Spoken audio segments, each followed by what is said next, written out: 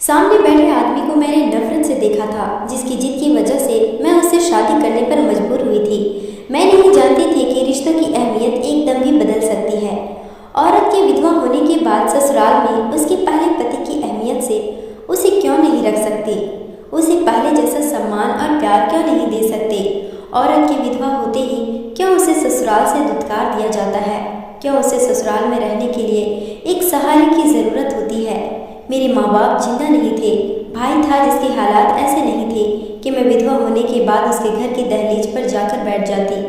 वह तो अपनी ही बीवी बच्चों को मुश्किल से पाल पोस रहा था, इसलिए मैंने ससुराल में ही रहना ज़्यादा पसंद किया था। लेकिन मैं नहीं जानती थी, जिस देवर को मैंने छोटे भाइयों की तरह समझा था, वह मेरे साथ ऐसी हरकत भी कर सकता था।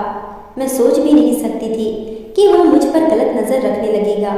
मैंने तो अपनी ज़िंदगी को एक कमरे तक सीमित कर लिया था और वैसे ही ज़िंदगी गुजार रही थी जैसा कि मेरे ससुराल वाले चाहते थे।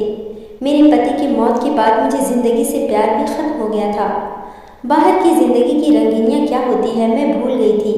बस अंदर कमरे में रहती थी, खाना बनाने या किसी काम के लिए बाहर आती, किचन के काम को पूरा करके फ़ौरन अपने कमरे में चली जाती थी। मेरी सास अपने बेटे के गम में निढाल हो चुकी थी, लेकिन जब उन्होंने कुछ होश संभाला तो मुझे कमरे में बैठना भी नसीब नहीं हुआ था। मेरी सास ने पूरे घर की जिम्मेदारी मेरे ऊपर डाल दी, यहाँ तक कि मेरी जेठानी भी घर के किसी काम को हाथ नहीं लगाती थी।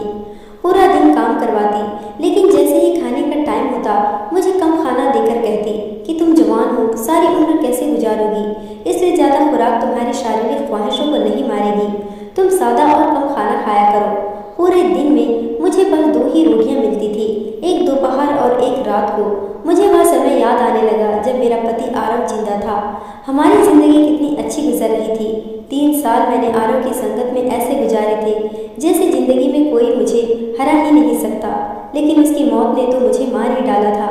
और फिर हमारे समाज की विधवा के साथ किए जाने वाले व्यवहार में तो मुझसे जीने का हक ही छीन लिया था। घर में अगर कोई हंसी मजाक कर रहा होता और मैं भी उसकी बातों पर हंस देती या मुस्कुराने लगती तो मेरी सास मुझे कहर भरी नजरों से घूरती रहती, कहती तुम्हें शर्म नहीं आई, जवानी में तुम विधवा हो गई हो, तुम्हारा पति इस दुनिया से चला गया है और तुम यूं बेशर्मों की तरह हंस रही हो। और मुझे ऐसा लगता है शायद मैंने ही बहुत बड़ा पाप कर दिया है, इसलिए मैंने अपने मुंह पर एक चुटकी मुहर लगा ली थी। सफ़ेद साड़ी ही अब मेरा पहनावा बन चुका था। किसी की शादी होती तो मुझे उस शादी पर जाने की अनुमति नहीं होती थी कि सुहागन के पास विधवा औरत ना बैठ जाए, कहीं विधवा का साया सुहागन पर ना पड़ जाए। मेरी जेठानी भी मुझसे दूर भागती थी जैसे मैं कोई अछूत हूँ।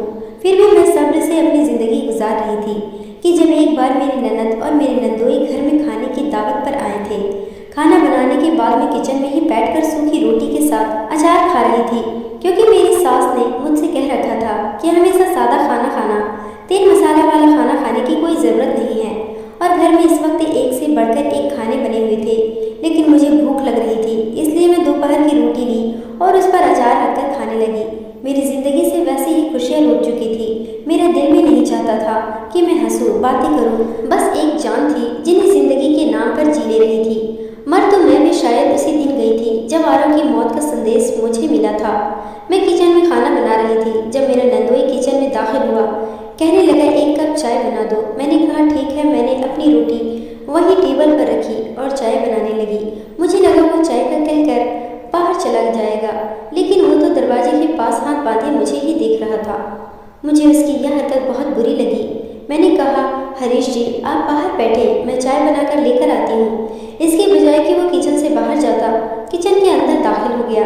मेरे बहुत करीब आकर कहने लगा मुझे तुम्हें देखकर बड़ा दुख होता है, तुम्हारी ज़िंदगी के बारे में सोचकर बड़ा तकलीफ होती है। भरी जवानी में तुम विधवा हो गई हो, ऊपर से यह कि तुम्हें खाने पीने को भी ठीक से नहीं दिया जाता है। जाहिर है अच्छी खुराक इंसान के अंदर के जज्बातों को उभारती है। हाँ भाई, जवान हो, खूबसूरत हो, अगर तुम्हारी जवानी तुम्हें तंग करेगी तो क्या करोगी? और तुम्हारे पास तो कोई जरिया ही नहीं है जिससे कि तुम अपने जज्बातों को ठंडा कर सको। ऐसी बातें सुनकर मेरे कानों की लावें तक लाल हो गई थी। मैं न जाने कैसे यह सब बर्दाश्त कर रही थी। उनकी जगह कोई और होता तो मैं उसके मुंह पर थप्पड़ मारती, लेकिन वह मेरी नंद का पति था। एक तमाशा सा लग जाता, फिर तो शायद मेरी सास मुझे रखने के लिए भी राजी न होती, धक्के देकर मुझे घर से निकाल देती। आरव के बाद तो मेरी बेबसी का खूब तमाशा लग रहा था। मेरी आंखों से आंसू बहने लगे कि एकदम पीछे से ही मेरा देवर समर किचन में दाखिल हुआ। उसने सख्त शब्दों में मेरे नंदोई से कहा, आप यहाँ क्या कर रहे हैं? आपका किचन में क्या काम है? वह घबरा कर बोला, मैं तो चाय लेने आया था। समर कहने लगा, आप बाहर जाकर बैठे, आपको चाय मिल जाएगी। समर के आने पर वह एकदम बौखला गया था। फटाफट से किचन से बाहर चला गया। मैं परेशान हो गई थी कि कहीं समर मुझे ही गलत न समझे, क्योंकि अब वो मुझे गुस्से से देख रहा था। मेरे पास आया, कहने लगा, मुंह में जवाब नहीं है आपके पास। कब से वह बकवास कर रहा है और आप चुपचाप सुन रहे हैं। मुंह क्यों नहीं तोड़ा उसका? मैंने कहा कि अगर तुम खुद को मेरी जगह रखकर सोचो तो तुम्हें तुम्हारे हर सवाल का जवाब मिल जाएगा। इस घर के अलावा मेरे पास दूसरा कोई सहारा नहीं है, इसलिए सहना पड़ता है। यह कहकर मैंने अपने आंसू साफ किए और कप में चाय डालकर उससे कहा कि बाहर देकर आ जाओ। मैंने अपनी सूखी रोटी उठाई और अपने कमरे में जाने लगी। वह कहने लगा, यह खाती हैं आप भाभी? शायद उसे नहीं पता था कि यही मेरा खाना है। मैंने कहा, मेरे नसीब में अब यही है और मैं यह क्यों खाती हूँ, इसका जवाब तुम अपनी माँ से पूछ लेना। यह कहकर मैं अपने कमरे में चली गई थी। लेकिन उसके बाद समर की नज़रें मुझ पर बदलने लगी थी। मैंने नोट किया था, वह मुझे देखने लगा था और मुझे उसका इस तरह देखना बुरा लगता था, क्योंकि मैं उसे अपना भाई समझती थी। लेकिन पति के मरने के बाद शायद समाज की नज़रें ही बदल जाती है। शायद बेसहारा औरत को हर मर्द अपनी जागीर समझता है। एक बार तो हंगामा मच गया था। मुझे भी समर से ऐसी बात की उम्मीद नहीं थी। मैंने तो हमेशा उसे अपने छोटे भाइयों जैसा समझा था।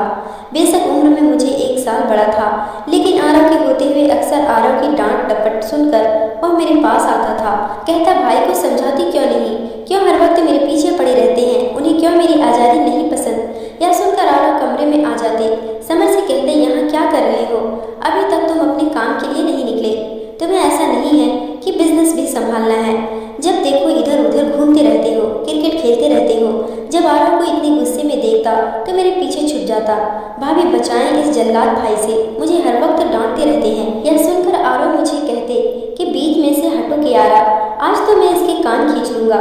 मुझे कह रहा था कि बस मैं ऑफिस जा रहा हूँ और देखो जाकर कमरे में तुम्हारे पीछे छुप गया।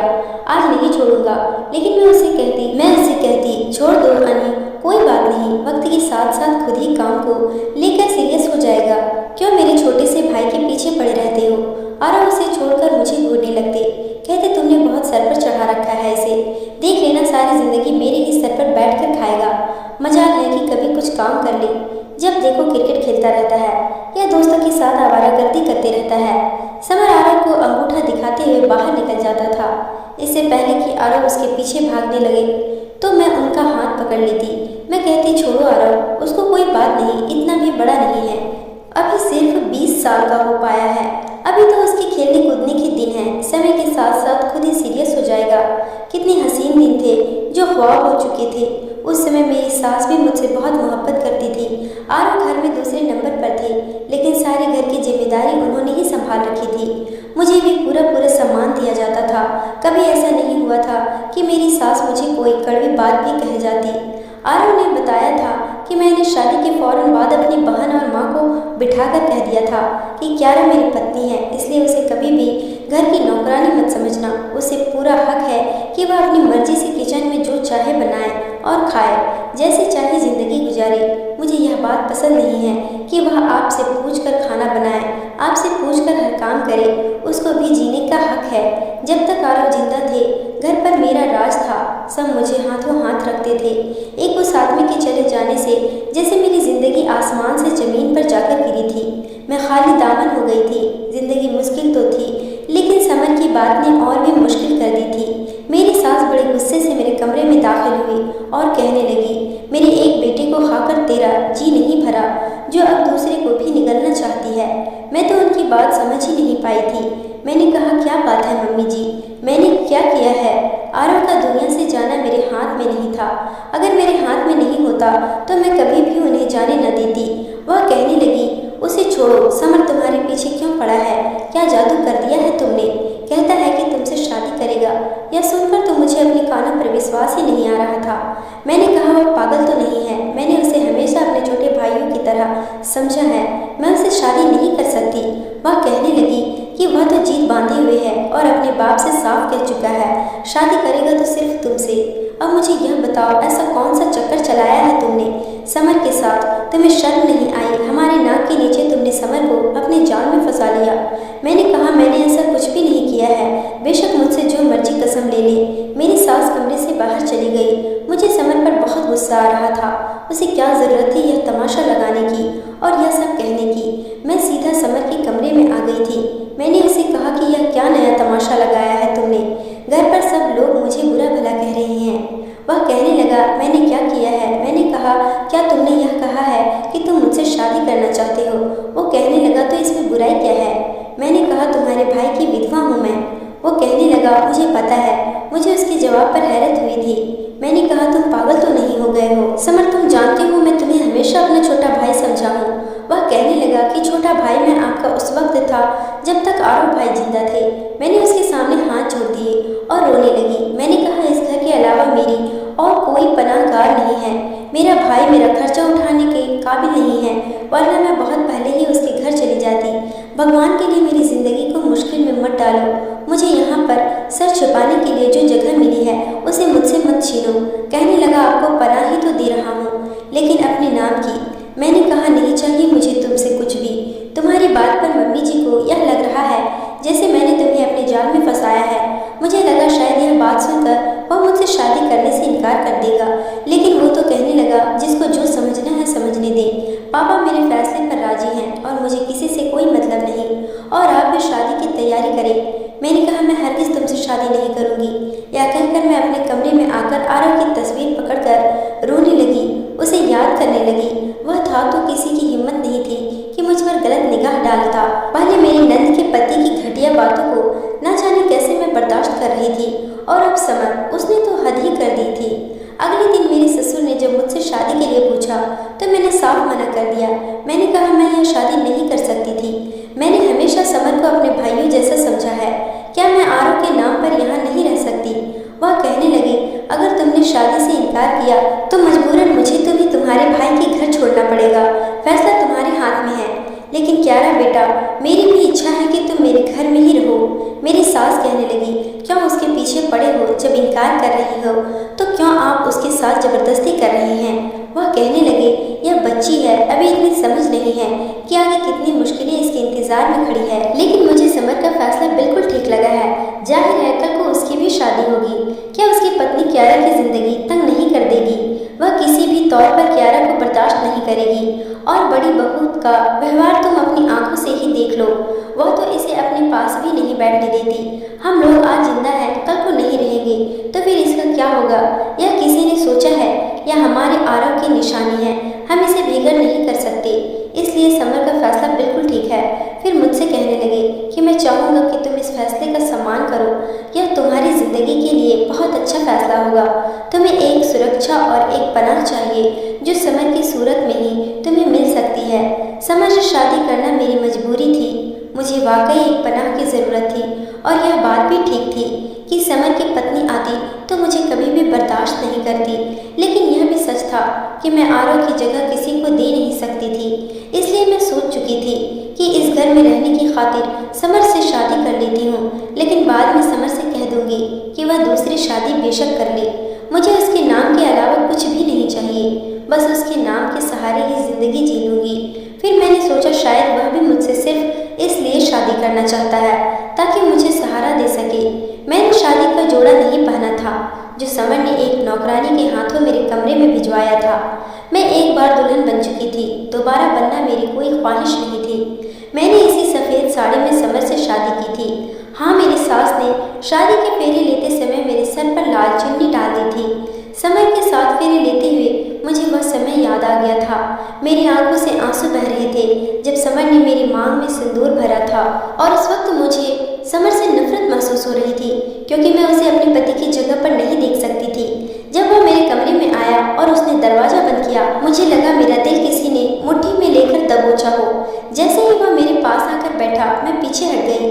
वह कहने लगा, मैंने आपको शादी का जोड़ा भिजवाया था, वह क्यों नहीं पहना आपने? मैंने कहा कि मैं तुम्हें कभी भी आरव की जगह नहीं दे सकती हूँ। तुम्हारा एहसान है मुझ पर कि घर में मुझे रहने के लिए तुमने अपना नाम दिया, लेकिन मेरी तरफ से तुम्हें इजाज़त है, जब चाहे दूसरी शादी कर सकती हो। उसने बड़े अपनेपन से मेरा हाथ पकड़ लिया। आंखों में शरारत भरकर कहने लगा, पहले मैं पहली शादी तो निभा लूं, दूसरी के बारे में बाद में सोचूंगा। इससे पहले कि वह मेरे और करीब आता, मैंने अपना हाथ उसे छुड़ाया और खड़ी हो गई। मैं कहा, नहीं समर, मुझे इस आजमाइश में मत डालो, मैं तुम्हें आरव की जगह नहीं दे सकती। यह कहकर मैं रोने लगी। मुझे रोता देखकर वह कहने लगा, ठीक है, आप परेशान ना हो, सो जाएं। उसने तकिया उठाया और सोफे पर जाकर लेट गया। मैंने साइड टेबल पर रखी आरव की तस्वीर उठाई और सीने से लगाकर रोते हुए सो गई थी। सुबह समर ने वह तस्वीर मेरे हाथ से लेकर वापस साइड टेबल पर रखी थी। उसकी हरकत पर मेरी आंख खुल गई थी। 4 दिन गुजर गए थे। उसने मुझे दोबारा पति पत्नी वाला रिश्ता बनाने के लिए नहीं कहा था। मैं भी सुकून से हो गई थी। लेकिन कुछ दिन बाद उसने मुझसे कहा कि आज के बाद मैं आपको सफ़ेद कपड़ों में ना देखूं और ना ही इतनी सादगी में रात को जब मैं ऑफिस से वापस आऊं तो अच्छे से तैयार रहना, जिस तरह नई नवेली दुल्हन तैयार रहती है। यह कहकर वो चला गया था, लेकिन मैं परेशान हो गई थी। समर के कहने के बावजूद भी रात को तैयार नहीं हुई थी। अपने उसी पुराने कपड़े में घूम रही थी। पुराने कपड़े में देखकर उसके माथे पर बल पड़े थे, लेकिन मुझे परवाह न थी। उसके कमरे में आने से पहले मैं साइड टेबल पर रखी आरव की तस्वीर पकड़े रोते हुए उससे बातें कर रही थी। जब समर कमरे में दाखिल हुआ, मुझे देखकर उसने कमरे का दरवाजा जोर से बंद किया था। काफी गुस्से में लग रहा था। मेरा दिल डर से कांप गया था। समर को इतना गुस्से में मैंने पहले कभी नहीं देखा था। मेरे पास आया, मेरे हाथ से आरव की तस्वीर को छीना था। यह देखकर मुझे उस पर गुस्सा आने लगा। मैंने कहा, वापस करो। कहने लगा, क्यों वापस करूं? उसके कहने का तरीका बहुत ही गुस्से वाला था। कहने लगा, बहुत दिन से मैं आपको बर्दाश्त कर रहा हूँ। जब मैं रात को कमरे में आता हूँ तुम भाई की तस्वीर पकड़ी उनसे बातें कर रही होती हो, मेरे सामने उनकी तस्वीर को चूमती हो, सीने से लगाती हो। क्यों मेरे सब्र का इम्तिहान ले रही हो क्यारा? समर की बातें सुनकर मुझे अफसोस हुआ था। मैंने कहा, मैं पहले भी तुमसे कह चुकी हूँ कि आरव की जगह तुम्हें नहीं दे सकती। वो कहने लगा, क्या तुम्हारे ऐसा करने से भाई वापस आ जाएंगे? या उन्होंने कहा था तुमसे कि उनके मरने के बाद तुम भी सती हो जाना। यह पुराने जमाने की रस्में थी कि पति के मरने के बाद पत्नी भी सती हो जाया करती थी, या फिर उसे उसके हंसने बोलने का अधिकार भी छीन लिया जाता था। लेकिन अब ऐसा नहीं है। पति के मरने के बाद उसे जीने का हक है। वह शादी भी करने का हक रखती है। मैंने तुमसे इसलिए शादी नहीं की कि तुम मेरे होते हुए मेरे भाई की तस्वीर को सीने से लगाओ। बेशक मुझे अपने भाई से बहुत मोहब्बत है, लेकिन यह कभी नहीं चाहूँगा कि मेरी बीवी ऐसी हरकतें करे। उतारो यह विधवा का साड़ी और जाओ, तैयार होकर आओ मेरे लिए, और इस बार मैं तुम्हारा कोई भी एक नहीं सुनूंगा। यह कहकर उसने आरव की तस्वीर अलमारी के लॉकर में रख दी और उसे लॉक कर दिया। यह देखकर मुझे समर और भी बुरा लगने लगा था। मैं वैसे ही बैठी रही। समर कुछ देर मुझे देखता रहा, फिर कहने लगा, मर्जी है तुम्हारी। यह कहकर उसने ड्रेसिंग के दराज से कांच की चूड़ियां निकाली और मेरे पास आकर बैठ गया। हाथ थामकर उसने मेरी कलाइयों को चूड़ियों से भर दिया था। कहने लगा, हमेशा इन चूड़ियों को अपने हाथों की रौनक बनाए रखना। यह कहकर उसने मुझे खींचकर अपने सीने से लगाया था। कुछ देर तक मैं उसकी मजबूत बाहों से निकलने की कोशिश करती रही, लेकिन वह हट्टा कट्टा मजबूत मर्द था। लाख कोशिश के बावजूद जब मैं उसकी बाहों के घेरे से निकल न सकी तो थक हार कर मैंने उसकी बाहों में खुद को ढीला छोड़ दिया था। मेरे मना करने पर भी उसने मुझे अपनी बाहों से निकलने नहीं दिया। वह अपना हक वसूल कर चुका था। रात भर रोने की वजह से सुबह तक मेरी आंखें सूजी हुई थी। मैंने नहाकर एक हल्के रंग का ड्रेस पहन लिया था, लेकिन अब समर ने मेरी एक भी नहीं सुनी। उसने मुझे रेड कलर की एक फैंसी साड़ी निकाल कर दी। कहने लगा, इसे पहनो, मुझे यह रंग पसंद है। इससे पहले कि मैं इनकार करती, वह सख्त व्यवहार पर उतर आया था। कहने लगा, जल्दी से कपड़े बदल कर आओ, नहीं तो मैं शरारत कर जाऊंगा और तुम्हें दोबारा नहाना पड़ेगा। यह कहते हुए उसकी आंखों में शरारत नाच रही थी। मैं चाहकर भी उसे कुछ कह नहीं पाई। जब कपड़े बदलकर समर के साथ कमरे से बाहर निकली तो सब नाश्ते के टेबल पर बैठे थे। कमरे से बाहर आते हुए मुझे शर्मिंदगी से महसूस हो रही थी। ऐसा लग रहा था जैसे मैंने कोई पाप किया हो। समर ने कमरे से बाहर निकलते ही मेरा हाथ थाम लिया था। वो मुझे डाइनिंग टेबल के पास लाया और कुर्सी पीछे कर मुझे बिठाया और खुद भी मेरे साथ ही बैठा था। मेरी सास का मूड बहुत खराब था। समर ने मेरी प्लेट में खुद ही पराठा रखा। कहने लगा, अब तुम्हें सिर्फ एक रोटी खाने की या फिर सूखी रोटी खाने की कोई ज़रूरत नहीं है। यह बात सुनकर मेरी सास और मेरी जेठानी दोनों ही मुझे घूरने लगी। समर कहने लगा, मम्मी जी, आज के बाद कियारा को कभी भी घर में नौकरों के जैसा काम करते हुए ना देखूं और ना ही मैं यह बर्दाश्त कर सकता हूँ कि कोई उसे ताने दे। अब आरव भाई की विधवा नहीं, मेरी पत्नी है और उसे इसी हैसियत से अपनाया जाए। मैं एक टक समर को देख रही थी, जो मुझे समर कम और आरव ज्यादा लग रहा था। आज मुझे समर में आरव की झलक नजर आ रही थी। मुश्किल से ही इन सब ने मुझे समर की हैसियत से स्वीकार कर लिया था। समर मेरा बहुत ख्याल रखता था, लेकिन मैं उससे खींची खींची रहती थी। मगर 1 महीने बाद ही मैं उम्मीद से हो गई थी। हालांकि आरव की संगत में मैंने 3 साल गुजारे थे, लेकिन मुझे औलाद नहीं हुई थी। लेकिन समर के साथ शुरू किए गए मजबूरी के रिश्ते में शायद यह पहली खुशी थी जो मुझे मिली थी। समर भी बहुत खुश था। अब तो मेरी सास भी बहुत खुश हो गई थी, लेकिन समर का तो बस नहीं चल रहा था कि क्या कुछ न कर गुजरे। मुझे पांव तक जमीन पर रखने नहीं देता था। ऑफिस जाता तो कई बार मुझे फोन करके पूछा करता, तुमने फ्रेश जूस पिया, खाना तो ठीक से खाया या नहीं, कुछ खाने का दिल हो तो मुझे बता देना। मेरे दिल में अब धीरे धीरे समर की मोहब्बत घर करने लगी थी। 9 महीने के बाद मैंने एक प्यारे से बेटे को जन्म दिया था। सब बहुत खुश थे। समर की मुझसे मोहब्बत दिन ब दिन बढ़ती ही जा रही थी।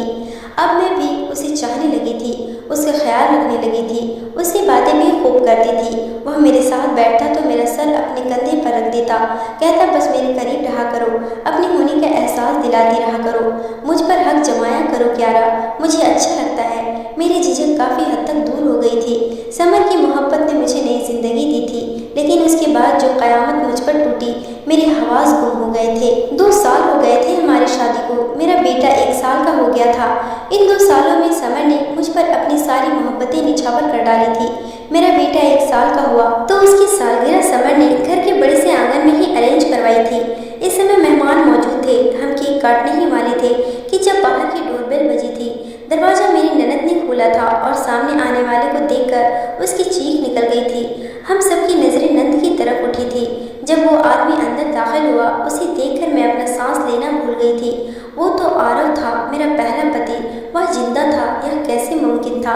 आरव की बेताब नजरें मुझे ही तलाश कर रही थी और मैं यूं थी पत्थर की हो चुकी थी।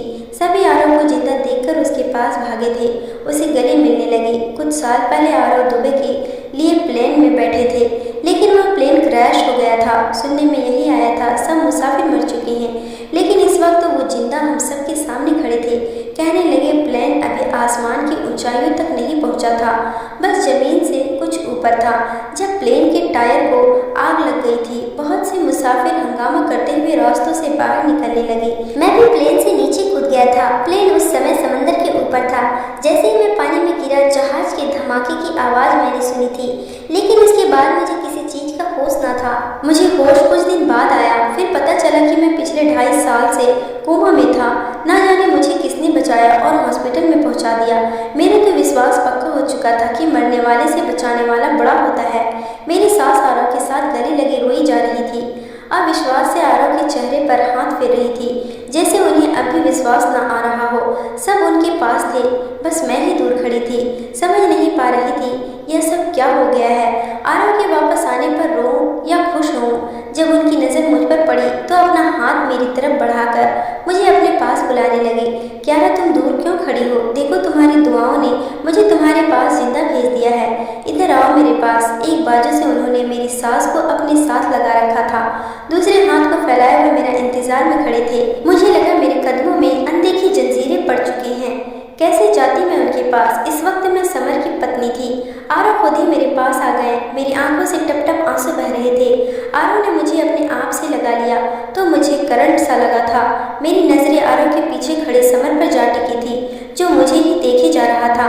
आरव कहने लगे, होश में आते ही मुझे मम्मी पापा के बाद तुम्हारा ही ख्याल आया था कि तुम तो इन 2-2.5 साल में रो रो कर पागल हो चुकी होगी। समर मुझे ही देख रहा था। दोनों हाथों की मुट्ठियां उसने भी बांध रखी थी। वह जिस तकलीफ से गुजर रहा था, मैं उसकी तकलीफ को समझ सकती थी कि ऐसा क्यों था। मैं आरव से पीछे हट गई। फिर आरव ने मेरे बहते आंसू साफ किए। उसकी नजरें मेरे साथ खड़े मेरे बेटे पर पड़ी। पूछने लगी, यह कौन है? मेरा बेटा मुझे मम्मा मम्मा कह रहा था। यह सुनकर आरव के चेहरे पर खुशी की लहर दौड़ी थी। उसने जल्दी से गोलू को गोद में उठा लिया। कहने लगा, कियारा ये हमारा बच्चा है। वह बेतहाशा मेरे बेटे को चूमे जा रहा था। सब चुप थे। शायद किसी में भी यह बताने की हिम्मत नहीं थी कि इन 2-2.5 सालों में क्या कुछ हो चुका था। सब मेहमान धीरे धीरे जा चुके थे, बस घर के लोग ही रह गए थे। आरव की नजरें अब भी मुझ पर थी। वह चाहते थे कि मैं कमरे में जाऊं और वह कमरे में मेरे पास आ सके, लेकिन मैं अजीब से दोहराए पर आकर खड़ी हो गई थी। एक तरफ आरव था और दूसरी तरफ समर, और फिर मेरा बच्चा समर भी वही लॉन्च में ही खड़ा था। वह भी मुझे ही देखे जा रहा था। जब आरव ने सबसे कहा कि वह अब थक चुका है, आराम करना चाहता है, या कहकर वह मेरे पास आ गए। कहने लगे, क्यारा तुम क्यों खामोश खड़ी हो, क्या बात है? अब मैं उसे क्या बताती। कहने लगा, अच्छा तुम्हें अभी तक विश्वास नहीं हो रहा कि मैं जिंदा लौट आया हूँ। वो मुस्कुराने लगे। जैसे ही उन्होंने मेरा हाथ थामा, समर हमारे पास आ गया था। कहने लगा, भाई क्यारा अब आपकी कुछ नहीं लगती। उसने आरव के हाथ से मेरा हाथ छुड़वाया था। मैं तो पहले से ही बेजान थी। आरव हैरत से समर को देखने लगे। कहने लगे, मैं समझा नहीं, क्या कहना चाहते हो तुम? समर कहने लगा, हमें यही पता था कि आप भी मुसाफिरों के साथ मर चुकी हैं, इसलिए मुझे क्यारा से शादी करना पड़ा। यह सुनकर तो आरव की रंगत फीकी पड़ी थी। समर कहने लगा, ओलू आपका नहीं मेरा बेटा है। यह सुनकर आरव हैरत से कभी मुझे तो कभी समर को देखने लगी। मेरी सास भी समर के पास आ गई। मेरे ससुर भी उसे समझाने लगे कि किन हालातों में यह शादी करना पड़ा था। आरव फटी फटी आंखों से सब कुछ देख रहे थे। फिर अपना सर पकड़कर सोफे पर बैठ गए। कुछ देर अपने माथे को दबाते रहे, फिर नाम में सर हिलाने लगे। नहीं, यह कैसे हो सकता है? यह नहीं हो सकता। क्यारा मेरी पत्नी है। समर, कैसे क्यारा मेरी पत्नी है? और फिर वो अपने कमरे में चले गए। मेरी सास और ससुर भी अपने अपने कमरों में चले गए। बस मैं लॉन्च में खड़ी थी। समर मेरे पास आया। कहने लगा, क्यारा चलो कमरे में। मैं खाली खाली आंखों से उसे देख रही थी। मेरा हाथ थाम कर मुझे कमरे में ले गया। मैं बेजान से बेड पर बैठ गई थी। उस वक्त समर की पसंदीदा साड़ी में मैं तैयार थी। उसने आज मेरी बहुत तारीफ भी की थी और उसकी तारीफ पर मैं बहुत खुश थी। लेकिन अब मेरी जिंदगी सवालिया निशान बनकर रह गई थी, जिसमें कसूर किसी का भी नहीं था। समर मेरे सामने बैठ गया। उसने मेरा हाथ पकड़ लिया। मैंने छुड़ा लिया। यह देखकर समर के चेहरे पर परेशानी के हाव भाव बिखरे थे। कहने लगा, क्यारा मैं बहुत मोहब्बत करने लगा हूँ तुमसे। उसके कहने का अंदाज भीगा हुआ था। आंखों में आंसू झिलमिला रहे थे। कहने लगा, मैंने तुमसे शादी इसलिए नहीं की क्योंकि मेरे घर वालों ने तुम्हें इंसान समझना छोड़ दिया था, तुम्हारे साथ जानवरों जैसा व्यवहार करते थे। बल्कि जब मैं अपने जीजा जी की बदतमीजी देखी तो मुझे बहुत गुस्सा आया था। मैंने सोचा कि आरव भाई के मरने पर सजा तुम्हें क्यों दी जा रही है, तुम्हारी जिंदगी को क्यों दर्दनाक बनाया जा रहा है, इसलिए मैंने तुमसे शादी कर ली। लेकिन शादी के बाद जब मैं तुम्हें आरव भाई के लिए रोते तपते देखता तो मुझे जलन होती थी। तुम उनकी तस्वीर से प्यार भरी बातें करती, उसे सीने से लगाती तो मेरे अंदर आपसे दौड़ने लगती थी। मैं यह सब बर्दाश्त नहीं कर पा रहा था। शायद शादी के साथ फेरे लेने का मतलब मुझे तब समझ आ गया था। भाई के लिए तुम्हें रोता नहीं देख सकता था। बस पता ही नहीं चला कब तुम मेरे लिए इतनी अहम हो गई कि तुम्हारे बगैर मैं जिंदगी गुजारने के बारे में सोच भी नहीं सकता। उसने फिर से मेरे हाथ थाम लिए। उसकी आंखों से आंसू बह रहे थे। कहने लगा, कोई भी फैसला करने से पहले यह सोच लेना, मैं मर जाऊंगा तुम्हारे बगैर। हमारा एक बच्चा है, प्लीज मेरे और गोलू के बारे में सोच लेना। मैं किसी पत्थर की तरह बेजान बैठी थी। उसने मेरे हाथ छोड़ दिए और तकिया उठाकर सोफे पर जाकर लेट गया। सुबह में मैं जब कमरे से बाहर आई तो आरव सामने सोफे पर सर पकड़े बैठे थे। सुबह सुबह का समय था, कोई भी नहीं जागा था। मुझे समर के कमरे से बाहर निकलते देखकर उन्होंने मुझे शिकवा भरी नजरों से देखा था। मुझे ऐसा लगा जैसे मैं ही कसूरवार हूँ। वह उठकर मेरे पास आ गए। कहने लगे, क्यारा मैं पूरी रात सो नहीं पाया हूँ, तुमसे मोहब्बत करता हूँ। मैं तुमसे दूर रहने के बारे में सोच भी नहीं सकता। मैंने पूरी रात इस बारे में सोच विचार की है और मैं इसी नतीजे पर पहुंचा हूँ कि तुम अभी भी मेरी पत्नी हो। ठीक है, समर ने और तुमने मजबूरी में शादी की थी। उस समय शायद हालात की नजाकत यही थी कि तुम दोनों शादी कर लेते, लेकिन अब मैं आ गया हूँ तो तुम अब मेरी पत्नी हो। मैं गोलू को भी अपनाने को तैयार हूँ। कुछ भी कहो, वह भी मेरा ही खून है, मेरे भाई की औलाद है। समर से मैं बात करूंगा कि वह तुम्हें तलाक दे दे। मैं तुम दोनों को अपनाऊंगा। समर का क्या है, दूसरी शादी भी कर सकता है। मैंने खाली खाली आंखों से आरव की तरफ देखा था। शायद यह सच था कि मैं पहले आरव से मोहब्बत करती थी, लेकिन जिस तरह समर ने मेरा साथ दिया, मेरे ख्याल रखा, समर की मेरे दिल में एक जगह बन गई थी। और सबसे बड़ी बात, वह मेरे बच्चे का बाप था। कैसे मैं एक बच्चे को उसके सगे बाप से अलग कर देती? मैं यह नहीं कर सकती थी। मैंने आरव के हाथ से अपने हाथ छुड़ा लिए। मैंने कहा, आरव ठीक है, मैं पहले तुम्हारी पत्नी थी, लेकिन अब तुम्हें मानना पड़ेगा कि मैं रात सो नहीं पाया हूँ। पूरी रात मेरी अंगारों पर कटी है, यह सोच कर कि तुम समर की बाहों में सो रही हो। मैं कैसे तुम्हारे बगैर रहूँगा। लेकिन पूरी रात मैं भी सो नहीं पाई थी।